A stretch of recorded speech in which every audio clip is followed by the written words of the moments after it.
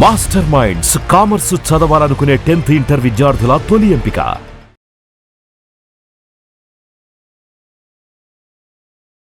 Hi, నా పేరు గౌతమ్ అండి. నేను ఐడి క్లినిక్స్లో చీఫ్ న్యూట్రిషనిస్ట్గా వర్క్ చేస్తున్నాను. ఇవాళ మనం తెలుసుకోబోయే టాపిక్ బరువు తగ్గడానికి ఒక చక్కని డైట్.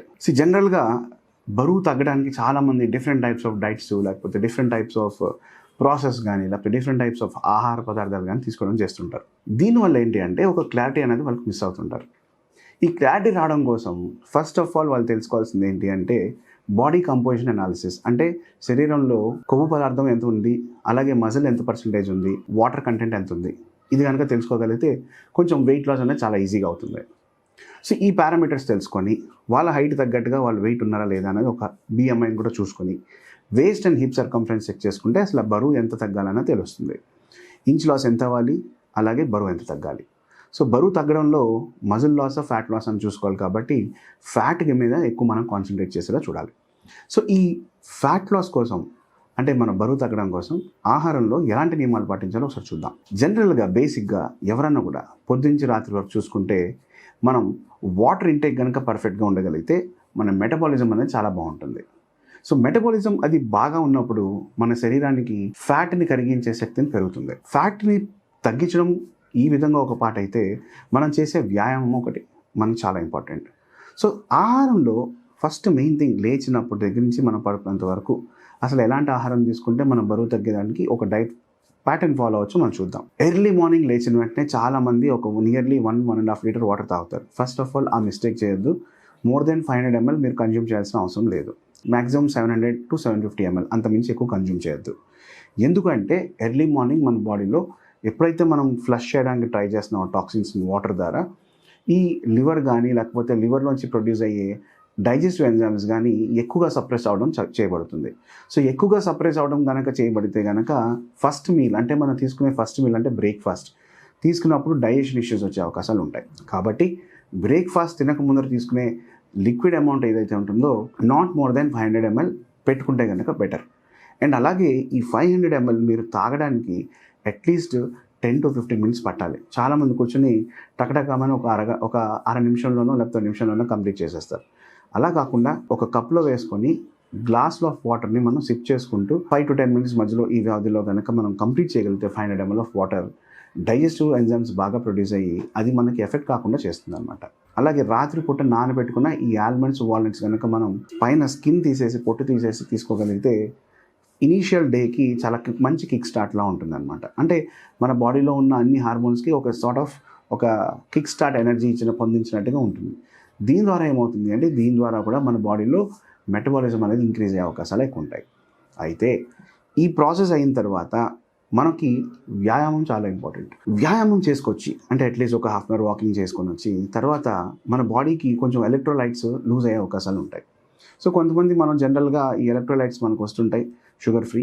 సో ఆ షుగర్ ఫ్రీ ఎలక్ట్రోలైట్స్ వేసుకుని వాటర్లో కొంచెం తాగొచ్చు. ఎందుకంటే స్వెట్ చేసినప్పుడు చాలా ఎలక్ట్రోలైట్స్ పోతూ ఉంటాయి.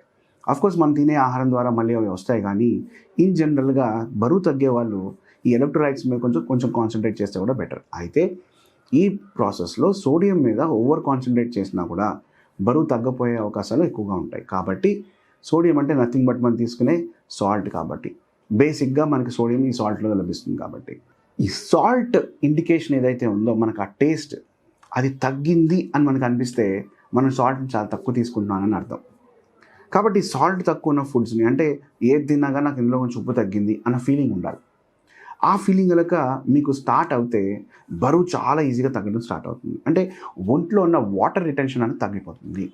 ఎడిమా అంటాం, అంటే ఒంట్లో ఉన్న వాతం అనమాట. సో ఈ ఎడిమా వల్ల ఒంట్లో ఉన్న శరీరంలో చేతుల మీద కానీ కాళ్ళ మీద కానీ వాటరు లోపల స్టోర్ అయిపోయి వాపులాగా వచ్చే అవకాశాలు ఉంటాయి. ఈ వాపు ఏదైతే ఉందో కాలు వాతం కానీ లేకపోతే చేతుల మీద వాతం కానీ ఇవి కూడా తగ్గే అవకాశాలు ఎక్కువ ఉంటాయి. అలాగే మనం ఫస్ట్ మీల్లో ప్రోటీన్ కూడా చాలా బాగా ఉండేలా చూసుకోవాలి. For example, any typical south Indian breakfast అది లేదా నార్త్ ఇండియన్ బ్రేక్ఫాస్ట్ తిన్నప్పుడు, జనరల్గా సౌత్ ఇండియన్ బ్రేక్ఫాస్ట్ అంటే ఇడ్లీ, దోశ, ఉప్మాలు తింటాం. నార్త్ ఇండియన్ అంటే ఏదో పోహా లేకపోతే రోటీ ఇలాంటివి తింటాం. అయితే వీటితో పాటు మనకి సర్టెన్ అమౌంట్ ఆఫ్ ప్రోటీన్ అనేది రావడం చాలా ఇంపార్టెంట్.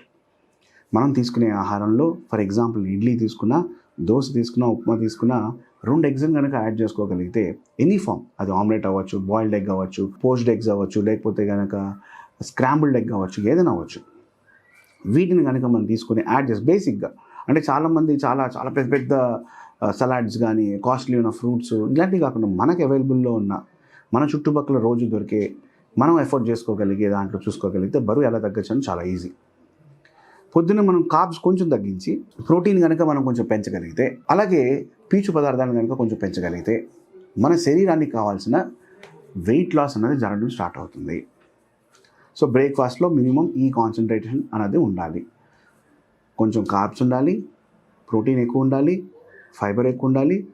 అలాగే మనం తీసుకునే ఆహారంలో ఈ ఫ్యాట్స్, అంటే ఫర్ ఎగ్జాంపుల్ మనం ఇడ్లీ తింటే ఒక స్పూన్ గీ వేసుకుంటాం, దోశ తింటే ఒక స్పూన్ గీ వేసుకుంటాం.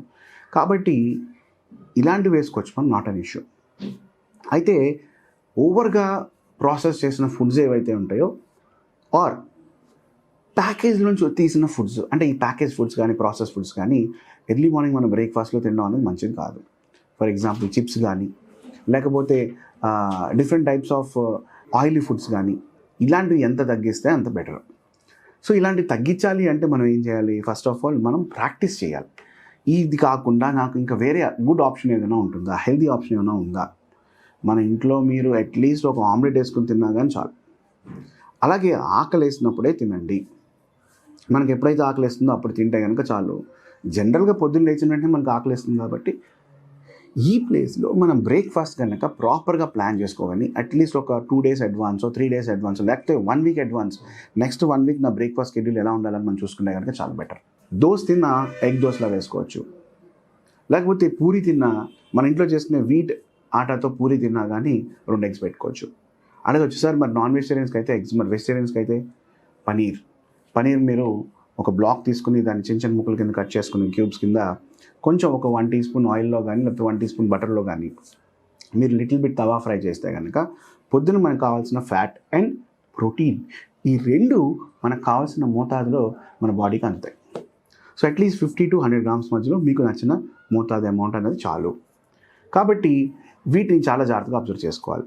అలాగే లంచ్కి బ్రేక్ఫాస్ట్కి మధ్యలో మనకి ఎలాంటి ఆహారం తీసుకోవాలి అంటే ఫ్రూట్స్, ఎలాంటి ఫ్రూట్ అయినా తీసుకోండి, దానికి ఒక కీరా క్యారెట్ యాడ్ చేయండి.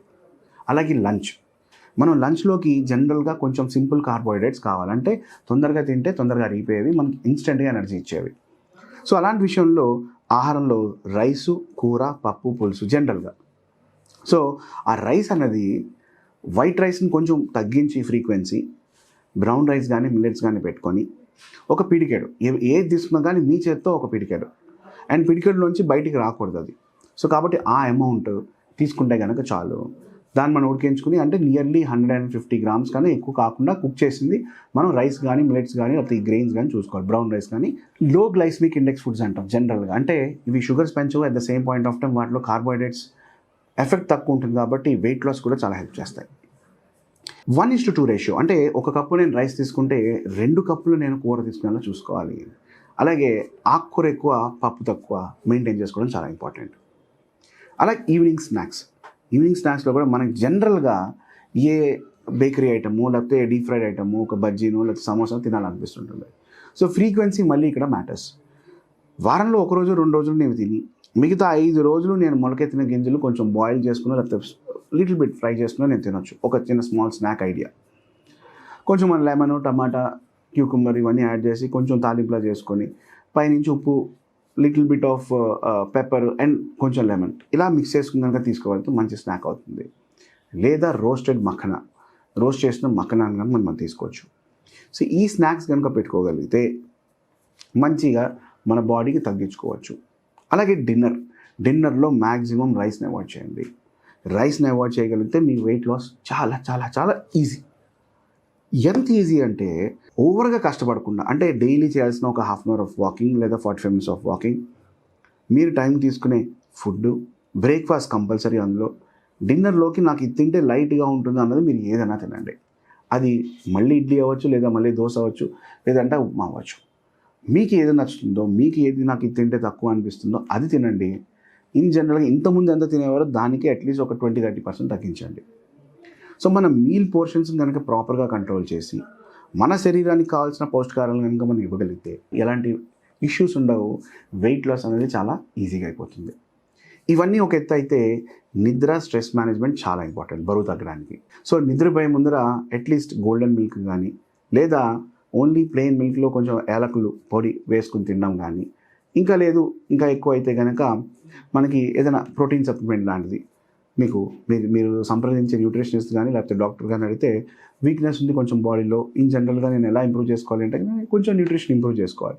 సో ఈ విధంగా ఈ కంప్లీట్ ఒక బ్యాలెన్స్డ్ మీల్ కనుక మనకి రాగలిగితే at the same point of time ఇంతకుముందు ఒకసారి మనం క్యాలరీస్ అది కౌంటింగ్ చేసేవాళ్ళం. ఆ క్యాలరీస్ కౌంటింగ్ చేయకుండా మనం కనుక, ఎందుకంటే క్యాలరీస్ కౌంటింగ్ ఎందుకు పనికిరాదంటే ఇప్పుడు ఒక 1500 క్యాలరీస్ డైట్ అంటాం. 3 చిప్స్ ప్యాకెట్లోనూ 1500 క్యాలరీస్ ఉంటుంది. మనం పొద్దున బ్రేక్ఫాస్ట్, లంచ్, డిన్నర్ ప్లాన్ చేసినా కూడా 1500 క్యాలరీస్ వస్తుంది. సో దానివల్ల మనకు ఉపయోగం లేదు.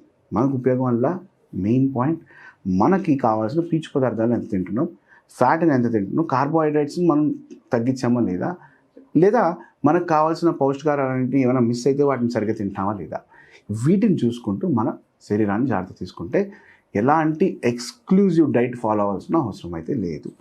బేసిక్ గైడ్ లైన్స్ అయితే కనుక ఇవే. And at the same point of time last but not least కాఫీలు, టీల్ని తగ్గించి వెల్లుల్లిపాయ, పచ్చిమిర్చి వీటిని కనుక మనం కనుక అట్లీస్ట్ 50% కనుక రెడ్యూస్ చేయగలిగితే చాలా మంచి అనేది జరుగుతుంది. అండ్ బరువు కూడా ఈజీగా తగ్గచ్చు. నమస్తే.